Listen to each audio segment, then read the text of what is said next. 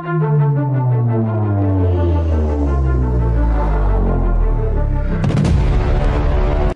if maging independent ang isla ng Mindanao at kilalanin ito bilang isang bansa?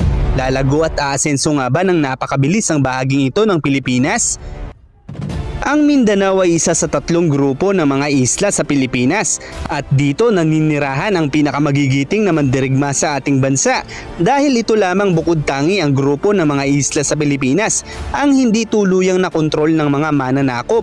Ang buong kapuluan ng Pilipinas ay puwersahan lamang nilagyan ng mga hangganan ng Espanya, kaya't kahit kasali ang Mindanao sa kanilang inaangkin ay hindi naman nila tuluyang nakontrol ang buong kapuluan nito, kaya't nakipagkasundo na lamang sila noon sa mga Moro at ang Mindanao ay pansamantalang naging federal na estado ng Espanya at nang bayaran naman ng Amerika ang Pilipinas sa Espanya ay pinanatili muna ng Amerika ang karapatan ng mga Moro sa Mindanao katulad ng Espanya. At iyan ay dahil nakatuon ang puwersa ng Amerika sa mga katipunero sa isla ng Luzon at pagkatapos ay sa isla ng Visayas at nang handa na ang Amerika na tuluyang sakupin ng Mindanao ay hindi pa rin nila ito tuluyang nakubkob dahil sa katapangan ng mga Moro. Sa katunayan dahil nga sa kakaibang paraan ng pakikipaglaban ng mga ito ay gumamit pa ng mas malakas na baril ang mga Amerikano.